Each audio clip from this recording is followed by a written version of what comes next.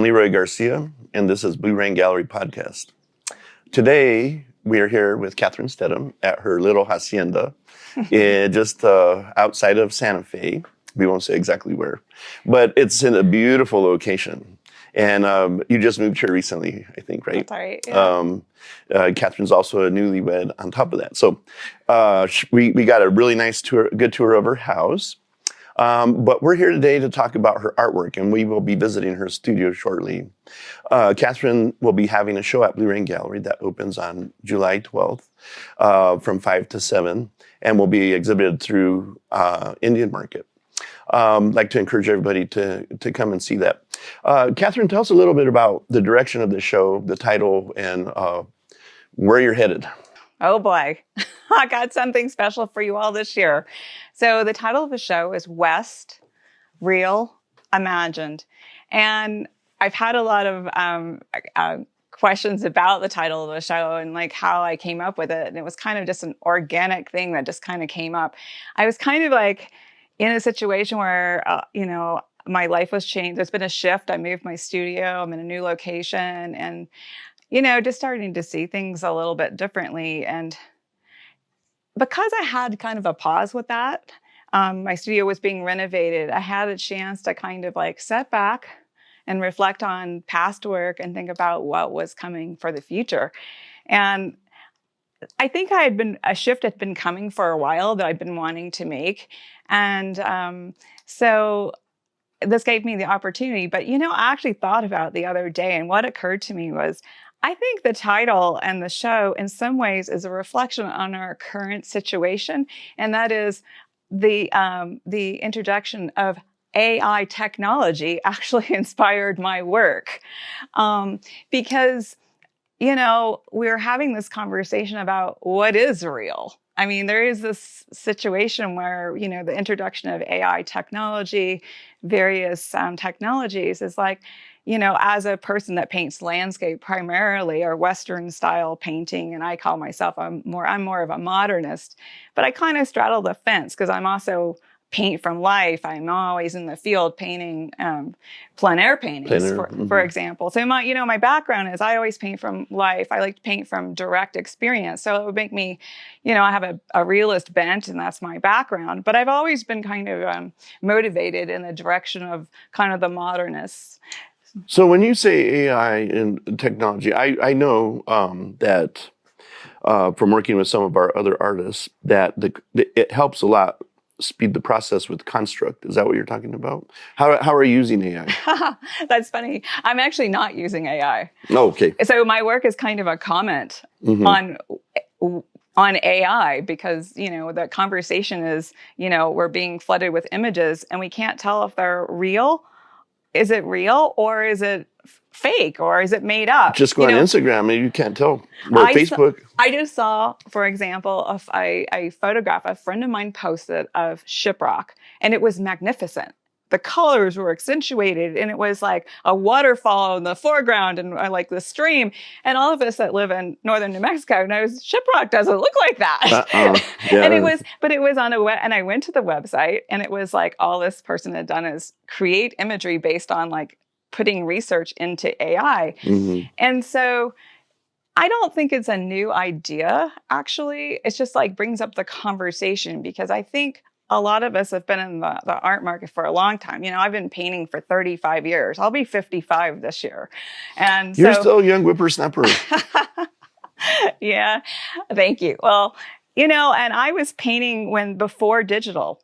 Everything was analog. Back in my day when we were painting, if you were getting ahead in the art world, it's because you could actually shoot a slide and knew how to mask the slide with a silver tape so you could submit your entry into an art competition, which really made the field for art quite small because there wasn't everyone that could have that, that had that ability. And now anyone with a cell phone basically is viable if you're making art. And then also to be able to like have access to so much visual imagery. I mean, you don't have to go anywhere. You could sit in your living room and just tap in and get all this content that you can then, kind of integrate into your art. So where does that leave us artists? How do we think about this in our own work? What I've noticed though is that hardest part of art is developing the scene itself. But AI is making that so fast. Like, where is art headed? You have to ask the question, right? Right. And I think that's it for me. Is I don't use AI, by the way. But it's like, as artists, part of our job, as it were, as an artist, is to kind of we're in the context of the times in which we live. And I've seen over 35 years of painting professionally, that context has changed. And so what is my voice within that context? And, it kind of pushes me more into a creative realm, because AI is, maybe creative or using technologies or creative. In a lot of cases, it just creates imagery where people are able to duplicate the imagery, and it's quite interesting. I'm just pushing myself into what is paint about. So instead, I'm becoming more a Luddite, actually, in the process. Like, who am I as a painter? What does it mean to be a painter in this age? Do I make it more painterly, make it more interpretive? And it comes through me and not through a computer. Well, I'm excited to go to your studio and see some of the changes. And I would like you to describe your changes as we're in the studio.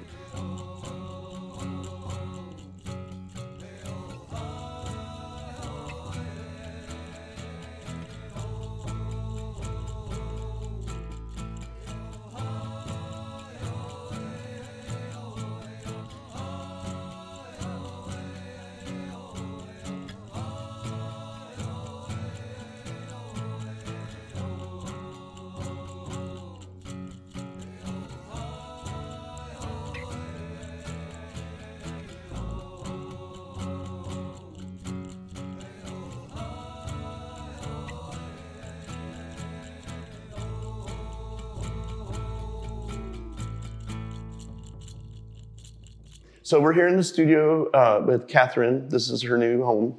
And tell us the title again, and then give us some, what are the subtle changes that you have made in the last year in your art? I guess that's what we want to talk about. Okay. And you can start with this one. Yes. So the show, which opens July 12th at Blue Ring Gallery, is titled West, Real, Imagined. And we'll start with this piece. This piece is a great one to start with because it's part of my kind of imagined portion of the show. So you're talking about subtle changes in the work. So I wanted to paint a painting, I don't know, that was impactful in a certain way that I saw in my own mind. But I'll give you a little hint here. I made this painting completely up, except for the mountain range itself is the view outside my window. Mm-hmm. So I took the contour of my own backyard, the view from my studio, and put that in.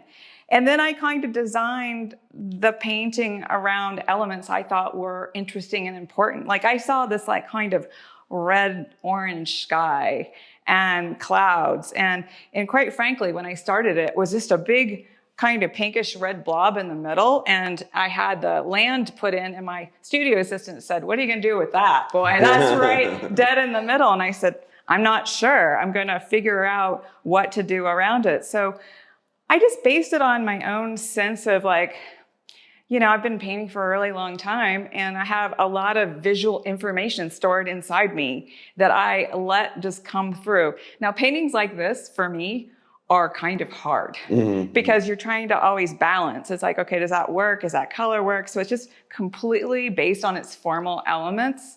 So you could call this painting very interpretive. It's very modernist in its way. In a way, it's kind of almost abstract quality to it. Yeah, but you're also, influenced by the natural light and beauty of the environment you're surrounded by. Thinking about that mountain range, right? That's right. And then the color, the saturations, beautiful painting. Thank you. For sure. Let's talk a little bit about this one. I love when you do moon scenes. Oh, thank you. I love doing them. So this is a classic scene for me. This is Orphan Mesa, and I've painted Orphan Mesa. As you know, you've sold a lot of Orphan Mesa paintings, actually. I think I've done it at least 10 times, and every time I do another Orphan Mesa painting, it's different depending on the time of day that you go, and like just sometimes it has a deep shadow here. I've seen it in a variety of light, and I was really compelled to show it in this kind of weird, strange light that you see right at twilight when the moon comes up. Mm-hmm. And it's mostly a monochromatic painting. Notice the scale is like, it's very like kind of rose color. Mm-hmm. Well, that color changes though with the atmosphere, like light itself, right? It sure does. So Like I live in Albuquerque, and there's a sandias, and the sandias change color throughout the day, right? Yeah, So, the melon, isn't it the melon? The mm-hmm. sandias? Yeah, beautiful color. That means watermelon, yeah. Yeah, the watermelon. So I had fun working with this one. The things I like about it are I put the moon in there because the moon does rise in that location. I mean, some people, we have this thing about dropping a moon in it, make it look better, but the moon doesn't come up arbitrarily in various locations. Yeah. So, and you can tell, like in this case, that the moon rises here. It actually sets in the opposite direction. Mm-hmm. So it'd be so I can tell if it's a moon rise painting or a moon setting painting. And there's also, this is the trail. You can see the scant trail in the foreground. It gives it a really nice sense of putting imagining, I'm up here walking this time of day, and this is what I'm seeing. So right. I just painted this painting very plein-air style, but mostly from my head. I've painted this scene so many times, I can almost just pull it. So a lot of our clients, they love collecting art. So the terminology of plein-air, can you explain that? Oh, yes. Plein-air is just simply French for in the open air. So when I use my French easel, I can imagine the people in the countryside painting outside with their glass of wine. I don't have a glass of wine. And it's usually blowing, and it's kind of a full contact sport, actually. Yeah. It's pretty epic. Sun's beating down on you, but I'm gaining information from standing in the location that I'm painting. So in plein air, so in the open air is what it translates. And Kathryn, most of her work is probably based off of that. That's right. Yep. So let's talk about this scene, because this is a little bit different. You have a road. Yeah. Maybe I should take the paper off. No, we'll transpose it. Okay. So, tell us about this, because I don't see a lot of road paintings from you very often.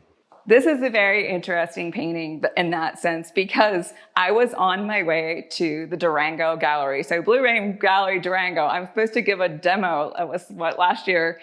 And I thought, as I'm driving out there, what am I going to paint for all these people that are going to show up and that were there for me to paint?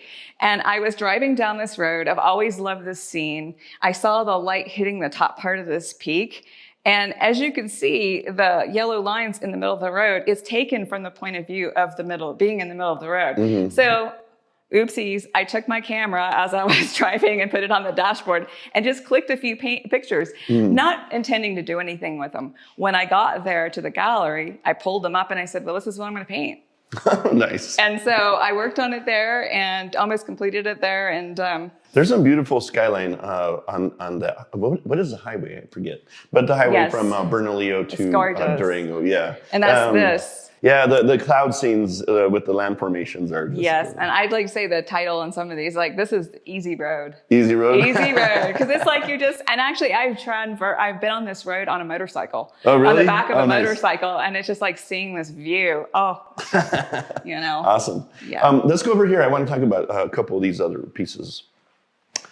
This is also kind of an unusual thing for you in a edifice form, because most of your landscape, but I don't see a lot of things. And so which church is this? Is this? This is Las Trampas. Las Trampas, okay. Mm-hmm. Yeah, so this is a very important church to me. Some of my grandfather's works, bultos, are in that. That he carved in the mid-1700s. Lovely. Mm-hmm. I love hearing but that. A very famous church. Yeah. And it's under restoration right now. Oh, yeah. I'd love to get a chance to get inside and see it. I've seen photos. So firstly, I painted Las Golondrinas painting last year in the show. So it was one architectural feature, which, you say I mostly do landscape, but what is really compelling, and why I did the painting last year, which is Las Golondrinas, and this painting is, I don't see it that far from being a landscape in some sense. And the way the light hits this form. And the other thing that is compelling is, this is an old adobe. It was made with someone's hands.